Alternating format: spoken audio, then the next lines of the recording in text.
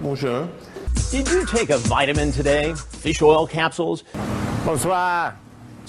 What do you think ought to happen to you? Oh, here's a good one.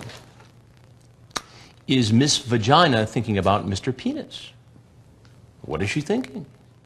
It's time to put an end to this charade. You listen to me for a second. I can't control my horny level. I want to blank your brains out. I can't help it. Yep, and from what most say, it's the best they've had. The real compliment is when they keep coming back for more.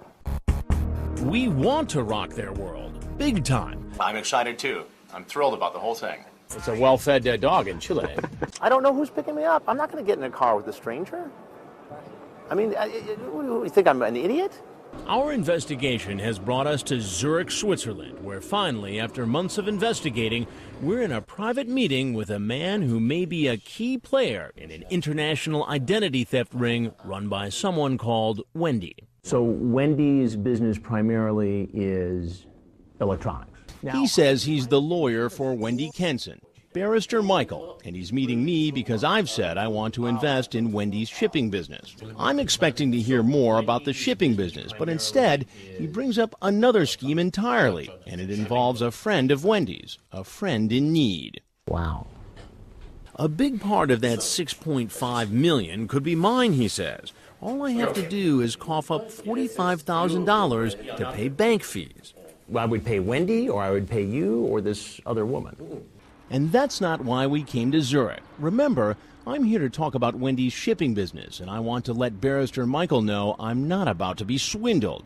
Maybe it's time to make him sweat a little. I wanted to ask you some other questions about Wendy's business. Now, I presume you know a little bit about it, what she does in electronics. Not really too much. Wendy's lawyer now claims he doesn't know much about her shipping business.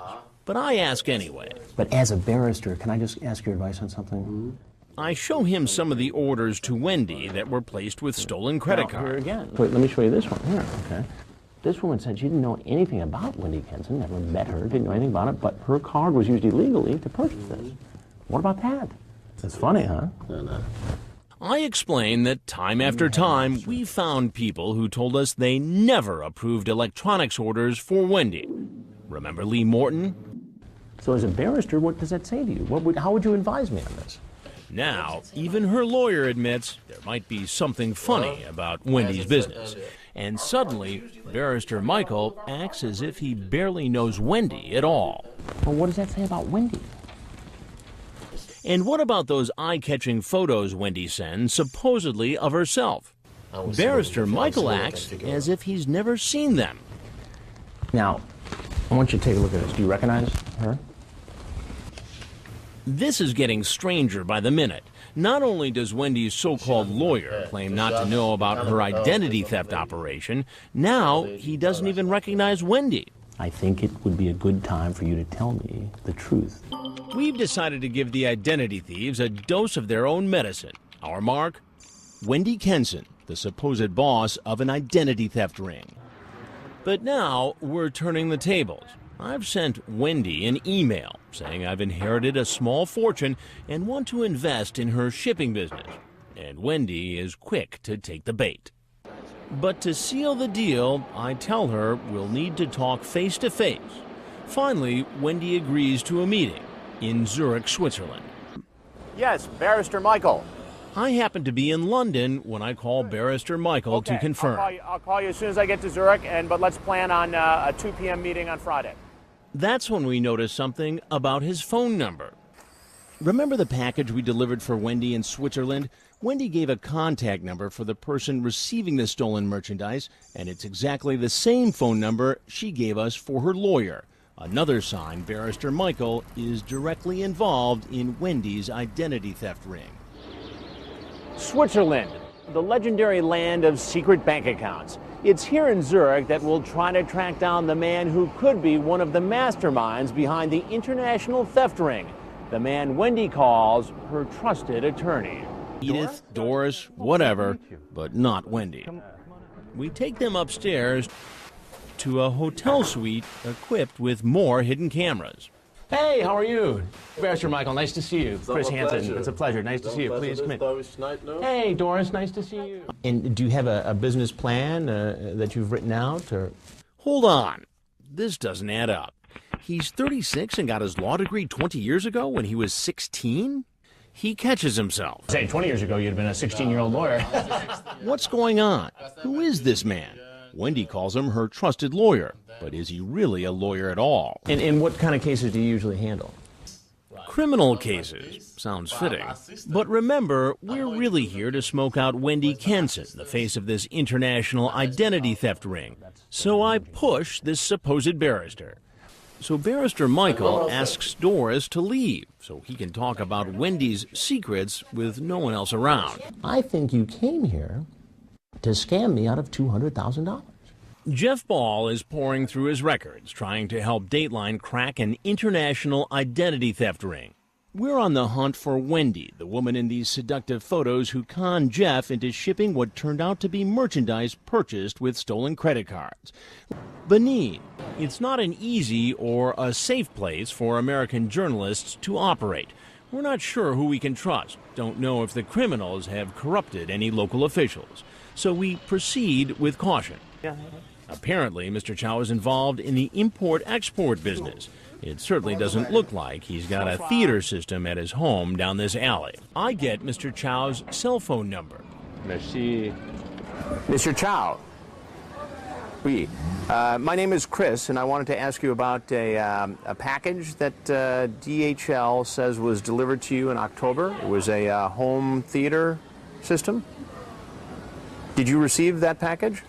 Mr. Chow admits he did get it.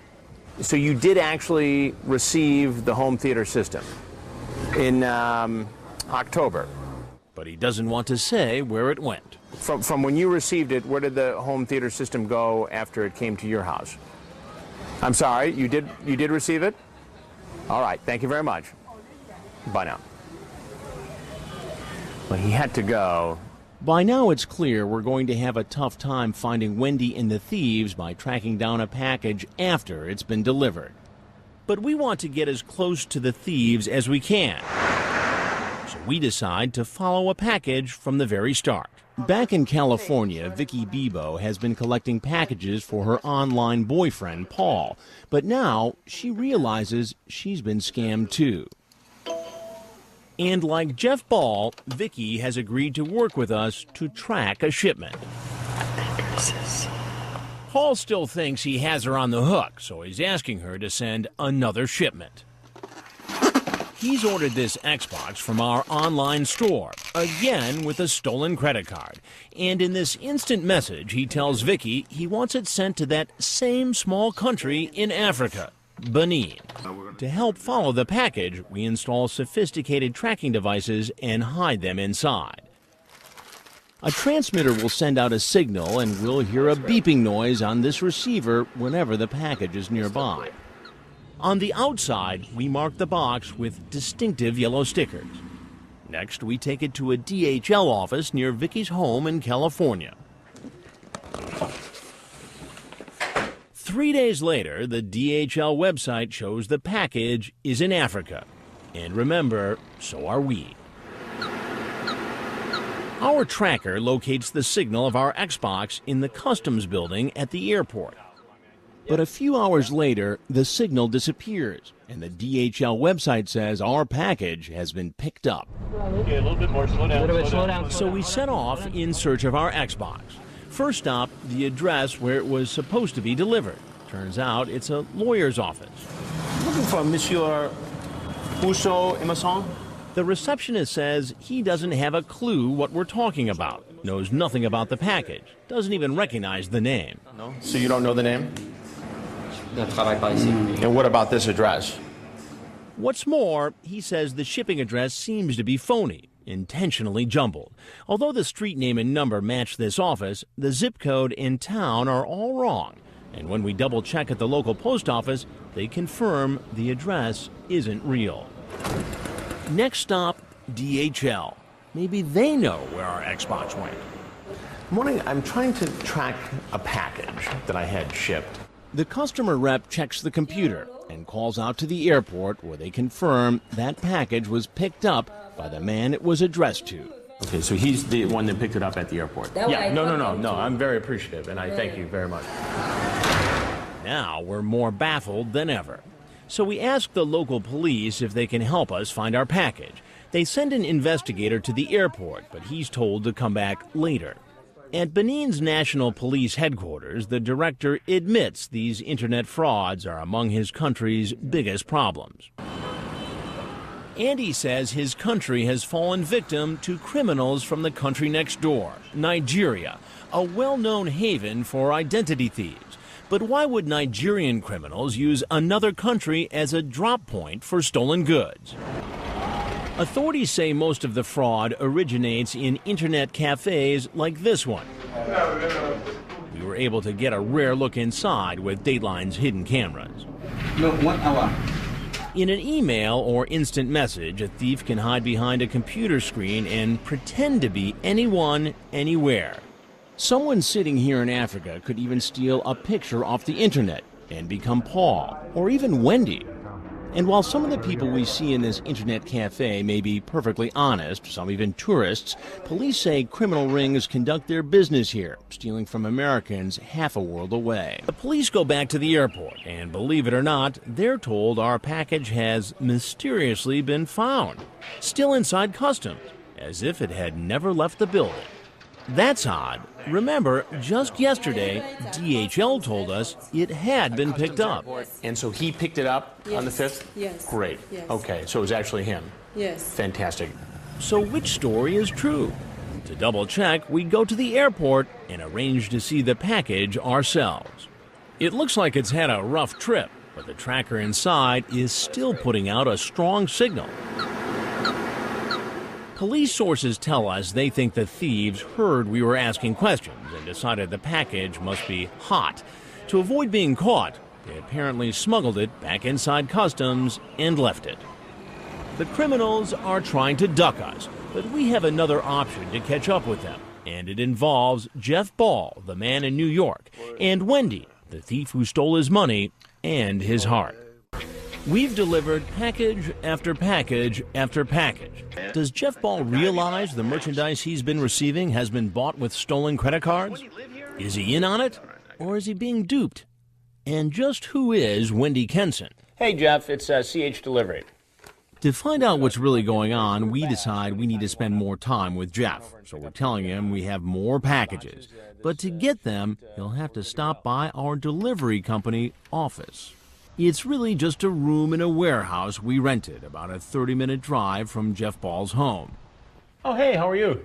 Come on in. What's happening? We've wired the room with 5 different hidden cameras.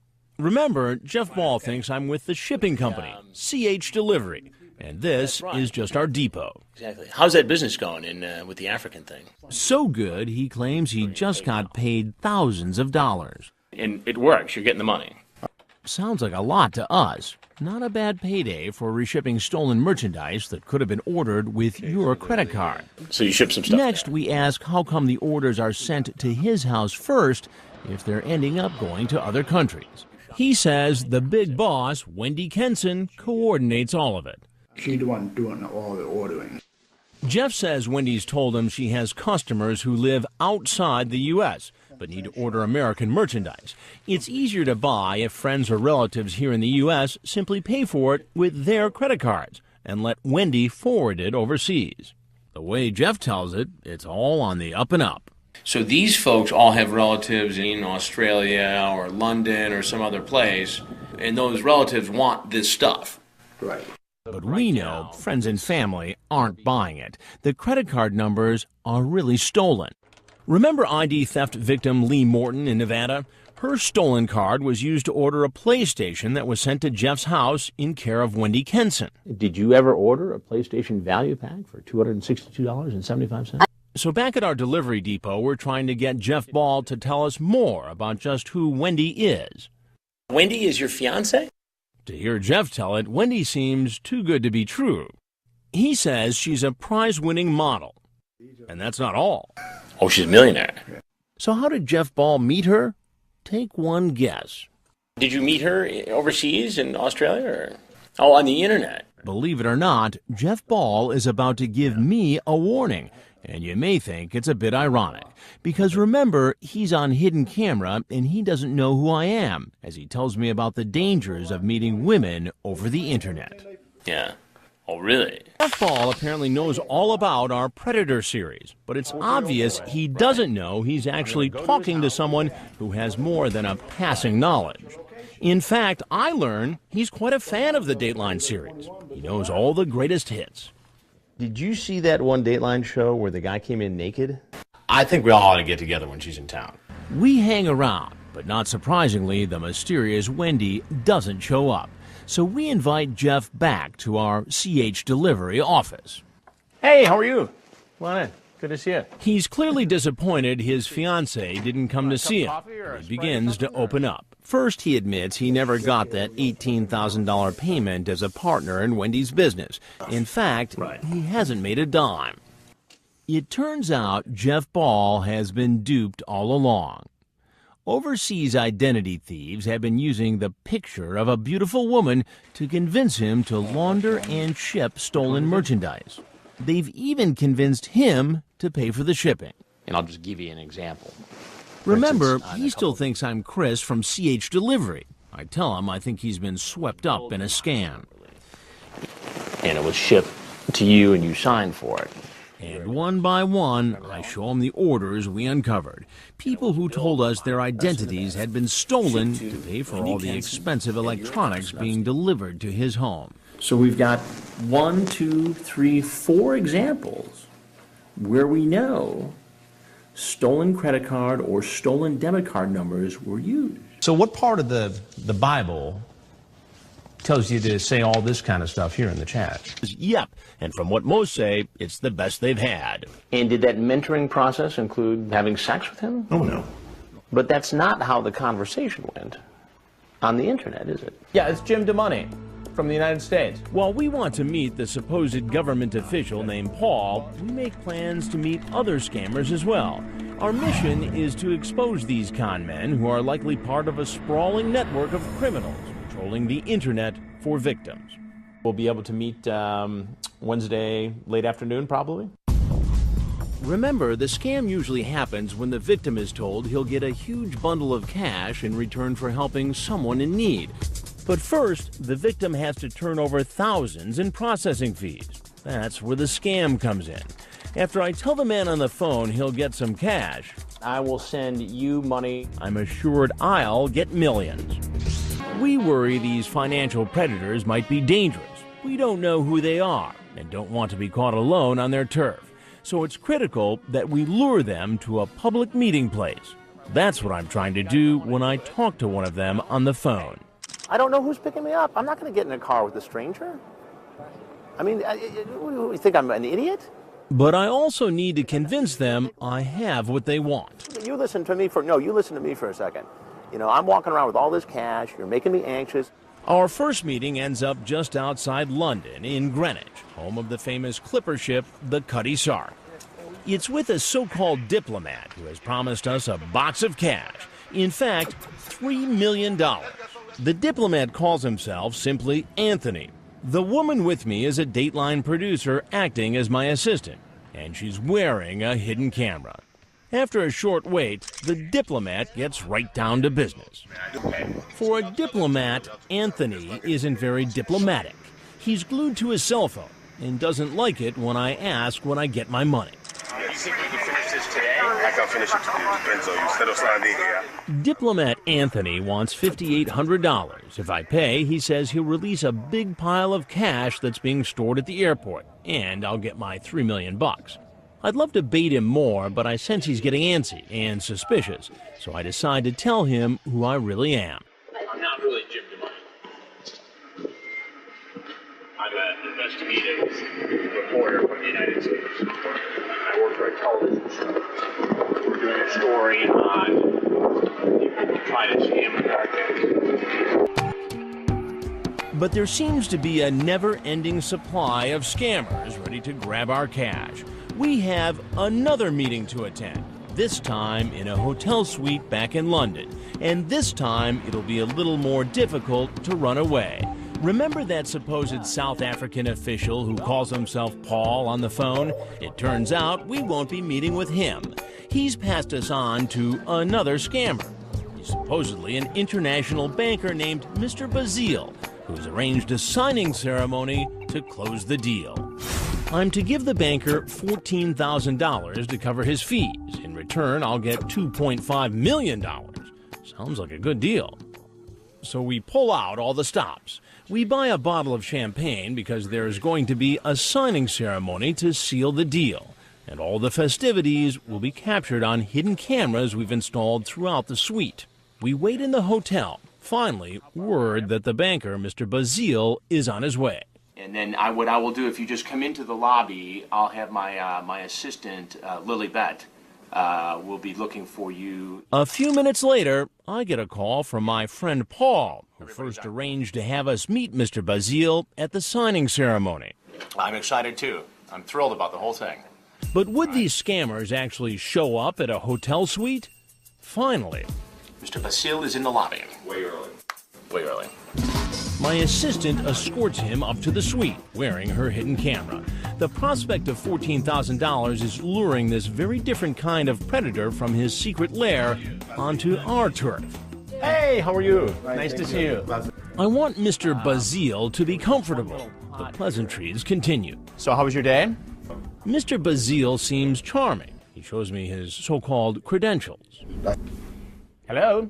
This man seems sure he's about to get $14,000 from a sucker, but he wants more. It even suggests gifts for his associates. I offer jewelry and more. And what about like a gift like champagne, cognac, fine wine? He has other ideas.